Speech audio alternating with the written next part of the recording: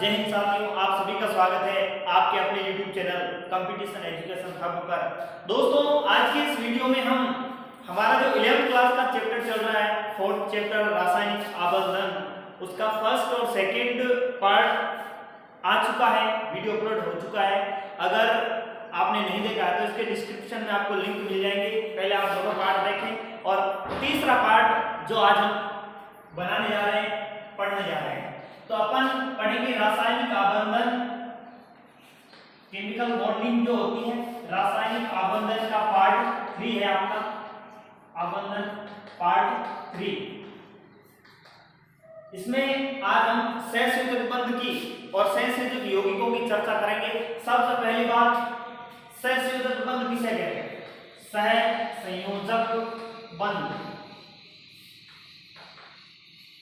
देखिए, समान इलेक्ट्रॉनों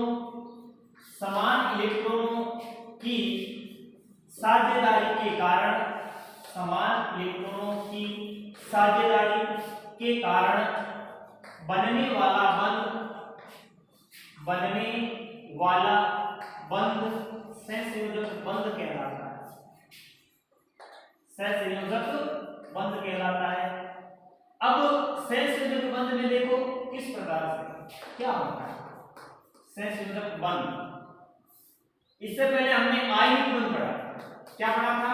आयनिक बंध। आयनिक बंध में क्या हुआ था? इलेक्ट्रॉन का पूर्ण स्थानांतरण। पूर्ण स्थानांतरण मतलब एक परमाणु इलेक्ट्रॉन देगा, दूसरा क्या करेगा? ग्रहण करेगा, एक्सेप्ट करेगा। जबकि हम बात करेंगे जैसे H2 है, हाइड्रोजन गैस का अणु है, तो इसमें देखो 2H प्लस H। इसमें क्या होगा? हाइड्रोजन के बाह्य कोश में एक इलेक्ट्रॉन, दूसरा हाइड्रोजन है, इसके बाह्य कोश में एक इलेक्ट्रॉन। तो देखो हाइड्रोजन क्या करता है कि भाई तेरे पास भी तेरा जो बाह्य कोश है वो पूरा नहीं है और मेरे पास भी क्या नहीं है, पूरा नहीं है। तो दोनों हाइड्रोजन परमाणु अपना बाह्यतम कोश पूरा करने के लिए क्या करते हैं? एक एक इलेक्ट्रॉनों की साझेदारी करते हैं। साझेदारी का मतलब क्या होता है? साझेदारी का मतलब होता है जैसे मान लो कोई दो आदमी है, वो एक व्यापार शुरू करते हैं। व्यापार शुरू क्यों करते हैं? क्योंकि उनको क्या कमाना है? धन कमाना है। तो इनको भी अपना क्या करना है? अब इनको कोई पैसा तो कमाना है नहीं, पैसा नहीं कमाना, क्या करना है? इनको अपना स्थायित्व ग्रहण करना है। तत्व का सबसे महत्वपूर्ण कार्य यही होता है कि वो क्या हो जाए? स्थायी हो जाए। स्थायित्व ग्रहण करने के लिए ये इलेक्ट्रॉनों की क्या करते हैं? साझेदारी करते हैं। अब साझेदारी का मतलब जैसे अब पैसों के मामले में व्यवसाय में हम देखें तो अगर लाभ होगी तो भी आधा आधा बटेगा, हानि होगी तो भी आधी आधी बटेगी। इसलिए इनको ऐसा कार्य करना है, परमाणु ऐसा कार्य करेंगे जिससे दोनों परमाणु क्या हो जाए? स्थायी हो जाए। स्थायी होने के लिए क्या करते हैं? एक इलेक्ट्रॉन ये देता है, एक इलेक्ट्रॉन ये देता है। अब देखो 1s कक्षक है और s के अंदर अधिकतम कितने इलेक्ट्रॉन होते हैं? 2 इलेक्ट्रॉन होते हैं। ये चीज हम जानते हैं क्योंकि s p d और f, s में 2, p में 6, d में 10 और f में 14। तो s में 2 कक्षक, 2 इलेक्ट्रॉन जब होंगे तब ये पूर्ण रूप से भर जाएगा। तो ये हाइड्रोजन क्या चाहते हैं कि ये कक्षक भरे, जबकि अभी यहाँ 1s1 है, यहाँ भी क्या है? 1s1 है। जैसे ही साझेदारी होती है, अणु बनते हैं, तो ये इसका भी इलेक्ट्रॉनिक विन्यास 1s2 हो जाता है और इसका भी क्या हो जाता है? 1s2। तो स्थायित्व ग्रहण करने के लिए इलेक्ट्रॉनों की क्या कर रहे हैं? साझेदारी। और इलेक्ट्रॉनों की साझेदारी के कारण बनने वाला बंध क्या कहलाता है? सहसंयोजक बंध कहलाता है। तो समान इलेक्ट्रॉन की साझेदारी, अब समान का मतलब होगा क्योंकि आगे हम पढ़ेंगे उपसहसंयोजक, अब उनमें क्या होगा? इलेक्ट्रॉनों की साझेदारी भी होगी, लेकिन जो इलेक्ट्रॉन युग्म दिया जाएगा वो एक ही परमाणु देगा, एक ही परमाणु देगा। इसलिए इलेक्ट्रॉनों की साझेदारी असमान रूप से हो रही है। किस रूप से हो रही है? असमान रूप से। जबकि सहसंयोजक में क्या होगा? समान इलेक्ट्रॉनों की साझेदारी के कारण बनने वाला बंध क्या कहलाता है? सहसंयोजक बंध कहलाता है। अब हम बात करेंगे सहसंयोजक बंध कितने प्रकार के होते हैं। देखिए, सहसंयोजक बंध इलेक्ट्रॉनों की साझेदारी के आधार पर जो है वो 3 प्रकार के होते हैं। कितने प्रकार के होते हैं? 3 प्रकार के। देखिए कौन कौन से? सबसे पहले बात करते हैं हम एकल आबंध। किसकी बात करते हैं? एकल आबंध। उसके बाद में इसका दूसरा पार्ट होता है द्विआबंध। क्या होता है? द्विआबंध। और तीसरी अगर हम बात करेंगे तो वो होगा त्रिआबंध। क्या होगा? त्रिआबंध। नाम से पता चल रहा है एकल आबंध, द्विआबंध और त्रिआबंध, मतलब सिंगल बॉन्ड, डबल बॉन्ड और ट्रिपल बॉन्ड। अब ये क्या होते हैं? यदि एक एक इलेक्ट्रॉन की साझेदारी हो, एक एक इलेक्ट्रॉन की साझेदारी के कारण बनने वाला बंध क्या कहलाता है? एकल आबंध कहलाता है। एकल आबंध बोले तो सिंगल बॉन्ड। क्या कहलाता है? Single bond. जैसे हाइड्रोजन है H2, हाइड्रोजन के दो परमाणु के बीच में एक एक इलेक्ट्रॉन की साझेदारी होगी और ये क्या बन जाएगा? सिंगल बॉन्ड बन जाएगा। इसी प्रकार हम बात करेंगे आपके द्विआबंध की, डबल बॉन्ड की। तो दो इलेक्ट्रॉनों की साझेदारी के कारण बनने वाले बंध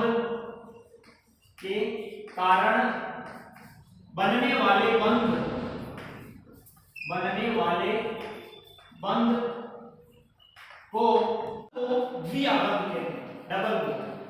क्या बोलते हैं? द्विआबंध या डबल बॉन्ड। जैसे ऑक्सीजन, देखिए ऑक्सीजन के दो परमाणु, अब ये द्विबंध क्यों बनाते हैं, त्रिबंध क्यों बनाते हैं, एकल आबंध क्यों बनाते हैं? और इसका कारण मैंने आपको बता दिया है, वो है स्थायित्व ग्रहण करने। और स्थायी कब होगा? जब उनका बाध्यता कोष पूर्ण रूप से भरा होगा। अब जैसे हम बात करते हैं परमाणु क्रमांक 1 से 7 तक की, क्योंकि इनमें तो 8 इलेक्ट्रॉन होते ही नहीं है, तो अष्टक का नियम कैसे लागू होता? लेकिन कोष जो है वो sp_d_f पूर्ण पूरित और अर्धपूरित का स्थायित्व सर्वाधिक होता है, ये चीज हम जानते हैं। तो देखिए ऑक्सीजन के बाह्य कोष में कितने इलेक्ट्रॉन होते हैं? 6। कितने होते हैं? 6। 1 2 3 4 5 6। इसके भी कितने होंगे? 6। 1 2 3 4 5 और 6। अब इसको कितने इलेक्ट्रॉन की आवश्यकता है? दो की। अष्टक का नियम लागू होगा तो ये स्थायी होंगे। तो देखिए एक इलेक्ट्रॉन की साझेदारी करता, अब साझेदारी होगी तो इन दोनों इलेक्ट्रॉनों पर, इन दोनों परमाणुओं का क्या हो गया? अधिकार हो गया। तो इसकी इन दोनों की गिनती दोनों परमाणुओं में होगी। तो ये 6 से बढ़कर क्या हो गया? 7। और ये कितना हो गया? 8। इसलिए ये क्या बनाता है? द्विआबंध। दो दो की साझेदारी के कारण बनने वाला बंध क्या कहलाता है? द्विआबंध कहलाता है। इसी प्रकार हम बात करेंगे त्रिआबंध की। किसकी? त्रिआबंध की। तो साफ है, जहां 2 से काम नहीं हो रहा हो तो वहां हम कितनों की साझेदारी करवाएंगे? 3 की। तो 3 इलेक्ट्रॉनों की साझेदारी के कारण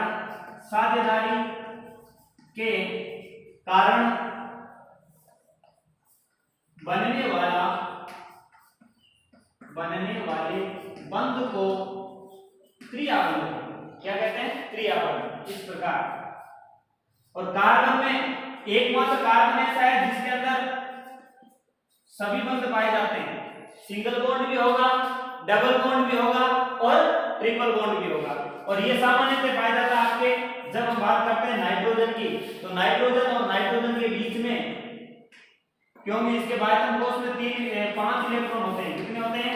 5। और अपना अष्टक पूर्ण करने के लिए 3 इलेक्ट्रॉनों की क्या करते हैं? साझेदारी करते हैं। इसलिए ये 1 2 3, अब देखो अष्टक पूर्ण हो गया इनका। 1 2 3 4 5 6 7 8 और 7 8, क्योंकि साझेदारी इलेक्ट्रॉन दोनों में इंक्लूड किए जाएंगे। अब अगला जो पार्ट होगा उसके अंदर हम संश्लेषक यौगिकों की पूरी व्याख्या करेंगे। इसके अंतर्गत देखो आपके बीपीटी आएगी, एमओटी आएगी, वेस्ट थ्योरी आएगी और सबसे इंपॉर्टेंट संकरण है। तो अगला पार्ट आप जरूर देखें। वीडियो को लाइक कीजिए, शेयर कीजिए और ज्यादा